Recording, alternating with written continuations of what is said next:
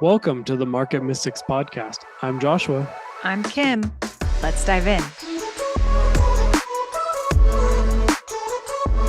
Hey, everybody. Welcome back. It's Monday. It is. I know. I almost wanted to call it Mystic Monday again. Do you remember way back when we did Mystic Monday? Now it's Mystic every day. That was a while ago. It was a while ago. It was season 1, solid season 1. And only probably for the second half of season 1. Yeah. But Josh, I know you have a topic for today, so you want to just kind of lay it out for us? Yeah. So we had, before we were recording, just kind of talking about death and life and I guess like people who have different perspectives. Like, do you believe there's an afterlife? Do you not believe there's an afterlife? Do you believe there's a God or not a God? Or like what just also we were just having a conversation about different belief systems and what they hold. And it just sort of like the idea was like pondering in my mind. Like I didn't quite know how to get it into words. I still don't know if I know quite how to get it into words. But just this idea that because I do believe there's a God, that how amazing and big he is to be able to hold to create and keep reality in place, even for people who reject him from the day they're born till the day they die. Not just I believe in a different God, but I believe wholeheartedly there is no God. Like that's such an interesting, like, it always makes me wonder, like, why do people have that belief?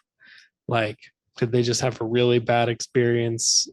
You know, I've met people who don't believe there's a God, and it's because they had a friend who was an amazing person who died of cancer. And why did that person, have that horrible experience? Or, so I know, like, I've met people who have real experiences like that. But yeah, just it's kind of an interesting thought of like, okay, well, I do believe there's a God.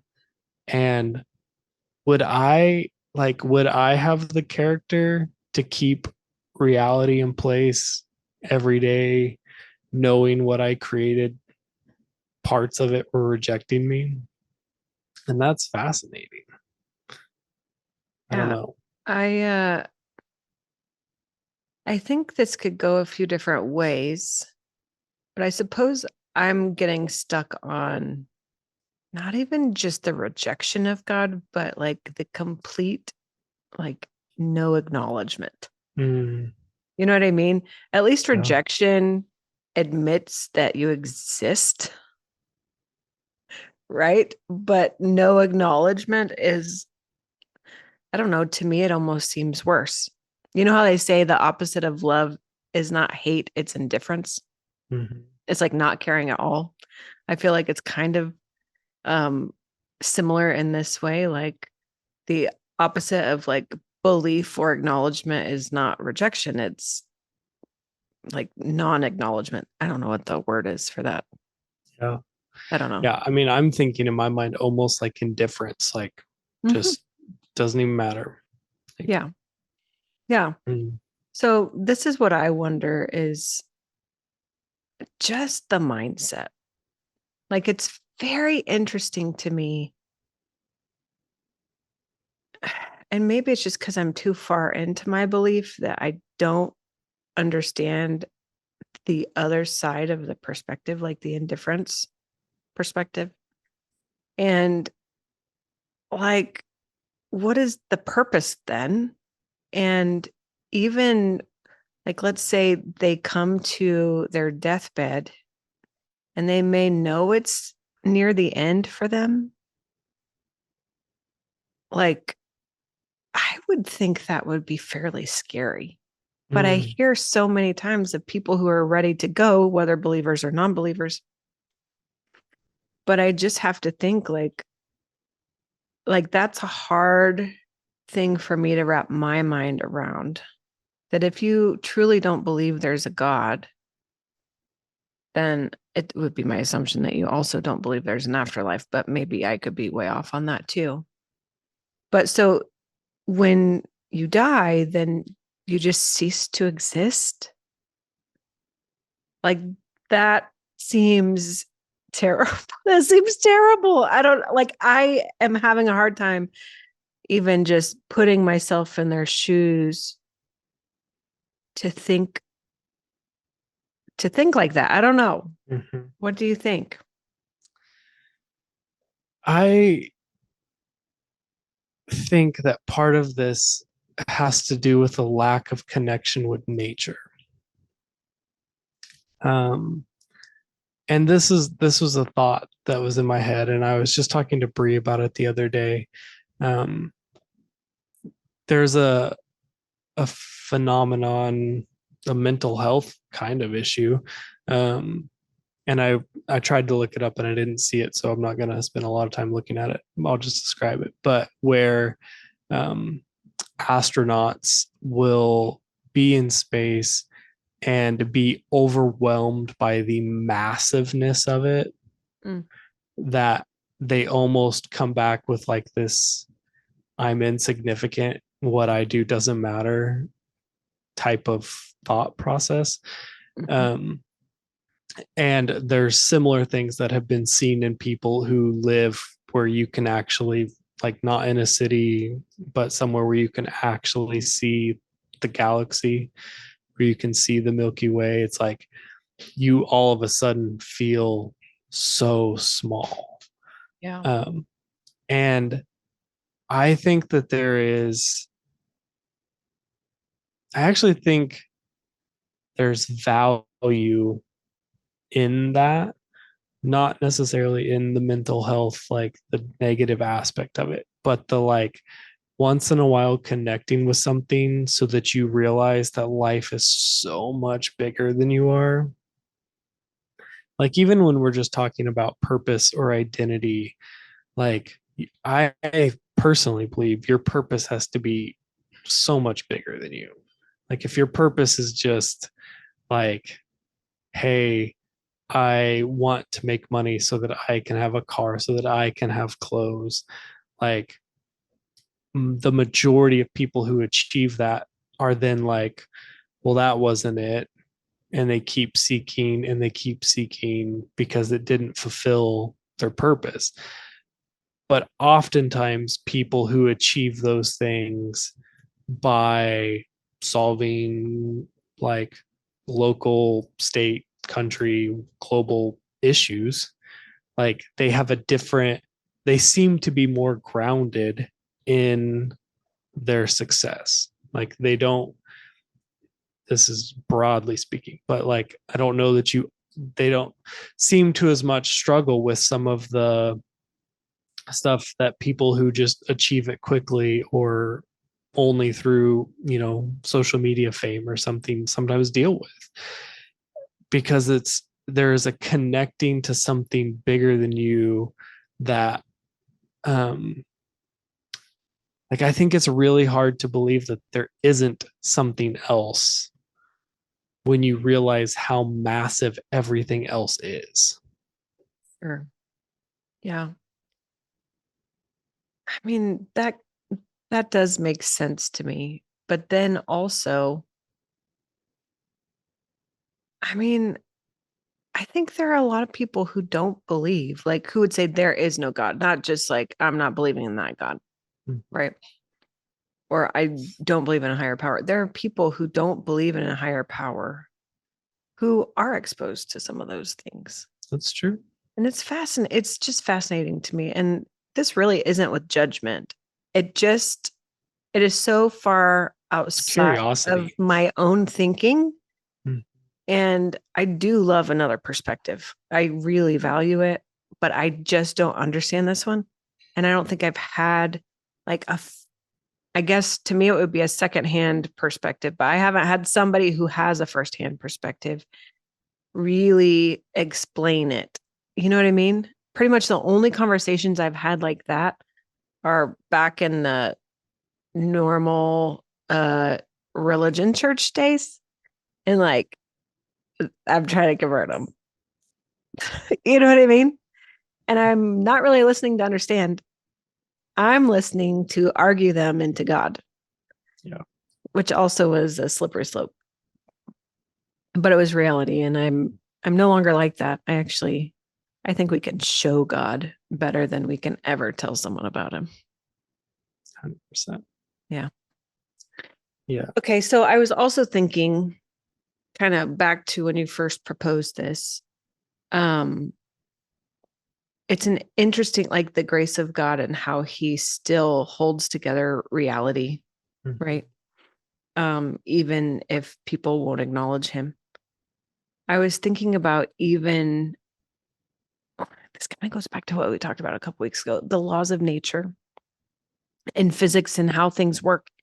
And even some of the supernatural things, or what people would say are supernatural, some of the power kind of things or principles that I believe he created and put in this earth. And yet he still allows those who won't even acknowledge him to use them, and they still work for them. Like, I don't see non-believers just floating off of the earth. Right. Right. And Yeah. I think that's also back to that point. Like, it really does show kind of the magnitude of his grace and love for what he's created, regardless of what they think of him. Mhm. And I think there's part of me that sometimes wishes that wasn't the case. Like there's part of me that's like, how come it works for everybody, even like how come these just laws work for everyone even if they reject who made the laws? I'm like, shouldn't we have this like upper hand and like Don't I get exclusive access? right. Yeah. Like I definitely have found myself having that thought, like just learning about like, I don't know, other belief systems or people who believe and teach manifestation. And it's like to some extent, there's literal science that backs up why it works. And um, but why when I'm like really want something in my life, do I not always see it, but someone else does? And like, I think there is kind of that like, how come that person got healed of cancer and how come that person didn't, and how come that person gets to be wealthy and how come that person doesn't? And like there there is some of that like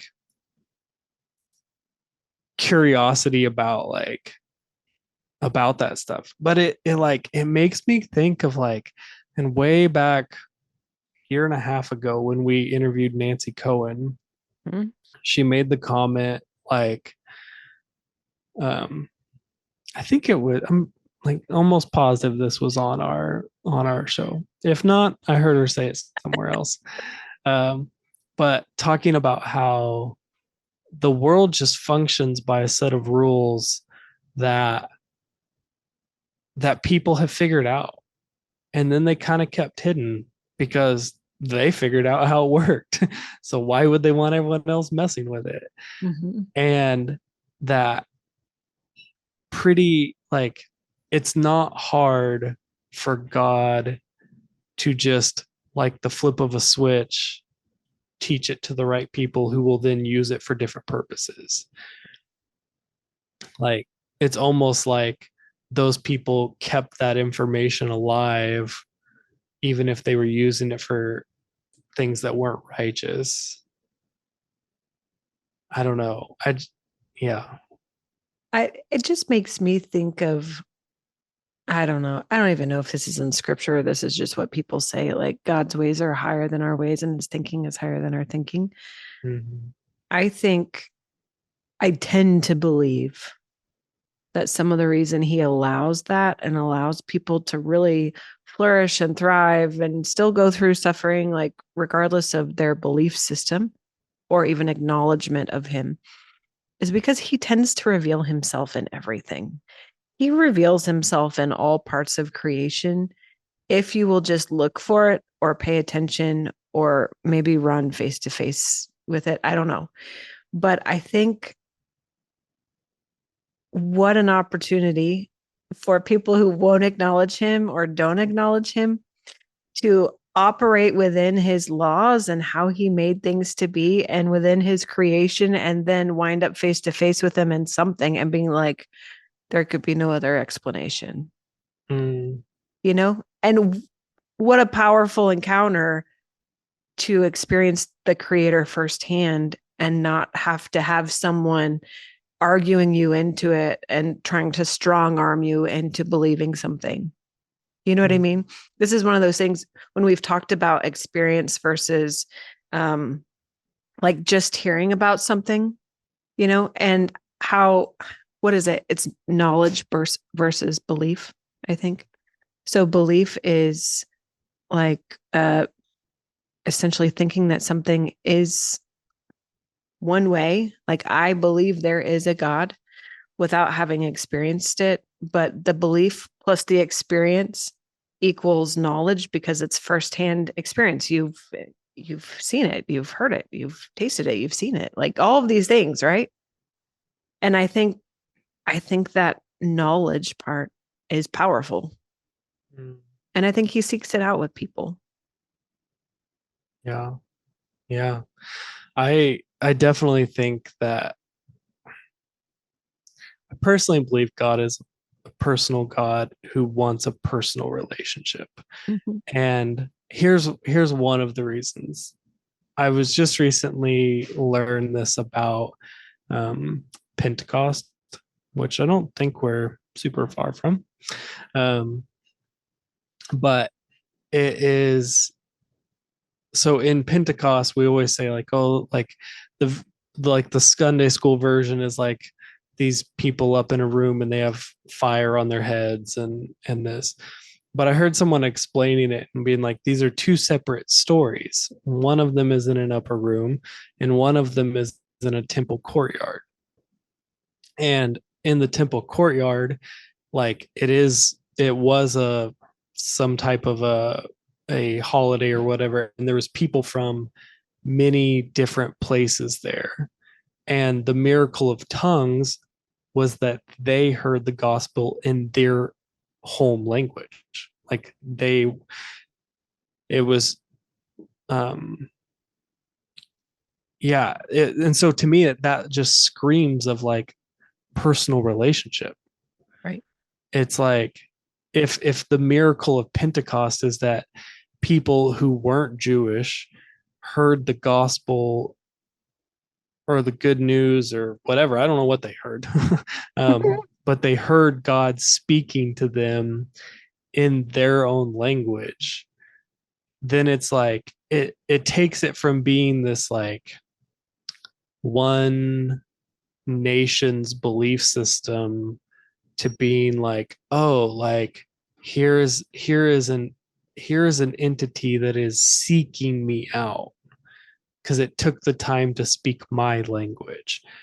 And I think even now, like you can say that, like learn to speak your language. Like, what if you experience God while you're like playing music or you're reading a book or like there are so many, I think he's looking to speak your language, no matter what your language is, because he just wants connection. Mm-hmm.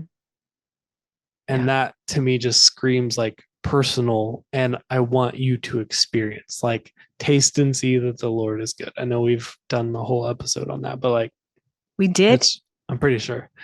I think we have an episode called Taste and See. Um, but yeah, it just to me is like that's the invitation of the Bible to me is let's go on an adventure. I want you to experience what life with me is like. Mm-hmm.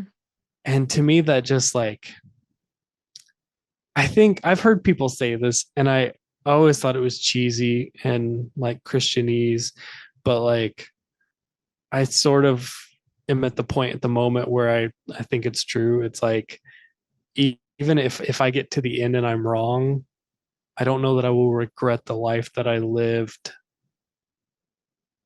in that. Like like it just is a seems like a good way to live life. to seeking a relationship with something beyond you. Yeah.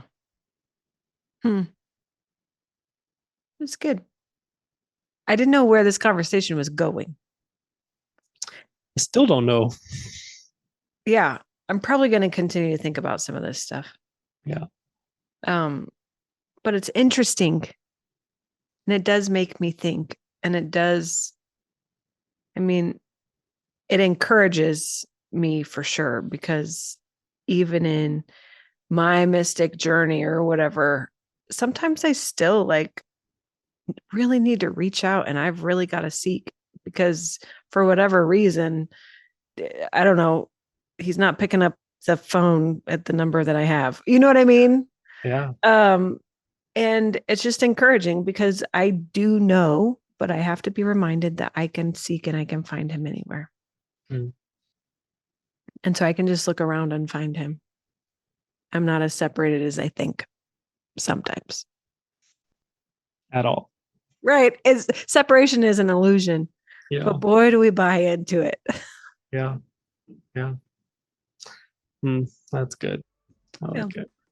So I appreciate you bringing this up. It was just, I don't know, it's thought provoking. Yeah. Really good. Good stuff. All right, guys. Well, we will see you next time. See ya. Hey, thanks for listening.